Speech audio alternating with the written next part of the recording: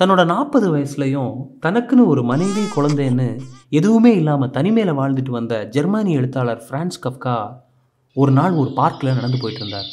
அங்கே ஒரு குழந்தை தனக்கு ரொம்பவே பிடித்தமான பொம்மையை தொலைச்சிக்கிட்டு அழுதுட்டு இருக்கிறத கவனிச்சார்.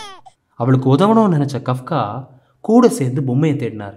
ஆனால் அது எங்கேயுமே கிடைக்காம போகவே தான் நாளைக்கு மறுபடியும் வந்து அவளோட சேர்ந்து தேடுறதா உறுதி அளிச்சுட்டு கிளம்பினார்.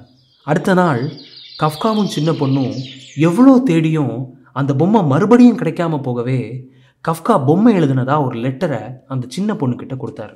அந்த சின்ன பொண்ணு அதை பிரித்து படித்தா தான் உலகத்தை சுற்றி பார்க்க போயிருக்கிறதாகவும் தன்னோட பயணங்களை பற்றி அவளுக்கு லெட்டர் எழுதுறதாகவும் அதனால் அவள் அழக்கூடாதுன்னு எழுதியிருந்துச்சு.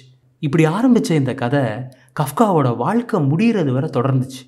அவங்க சந்திக்கும் போதெல்லாம் கஃப்கா அவளுக்கு பிடித்தமான முறையில் ரொம்ப கவனமாக அந்த பொம்மை எழுதுகிற மாதிரியே எழுதப்பட்ட அதோட பயண அனுபவங்களை லெட்டரில் இருந்து படித்து காமிச்சிட்டு இருந்தார். கடைசியாக ஒரு நாள் உலகத்தை சுற்றி பார்க்க போயிருந்த அவளோட பொம்மை திரும்பி வந்துட்டதா அவகிட்ட ஒரு பொம்மையை கொடுத்தாரு. பொம்மையை பார்த்த அந்த சின்ன பொண்ணு அது பார்க்க கொஞ்சம் கூட தன்னோட பொம்மை மாதிரி இல்லையேன்னு சொல்ல கஃப்கா இன்னொரு லெட்டரை அவகிட்ட கொடுத்தாரு. அதில் தான் உருவத்தை பயண அனுபவங்கள் ரொம்பவே மாற்றிடுச்சு அப்படின்னு எழுதியிருந்துச்சு. இதை படித்த அந்த சின்ன பொண்ணு அந்த பொம்மையை கெட்டியாக பிடிச்சிக்கிட்டு சந்தோஷமாக வீட்டுக்கு எடுத்துகிட்டு போனான். இந்த சம்பவங்கள் நடந்த ஒரு வருஷத்துக்குள்ளேயே கஃப்கா தவறிடுறாரு. ரொம்ப வருஷத்துக்கு அப்புறம் இப்போ பெரியவளாக இருக்கிற அந்த பொண்ணு அந்த பொம்மைக்குள்ள கஃப்காவோட கையெழுத்து போட்ட ஒரு லெட்டரை கண்டுபிடிக்கிறான்.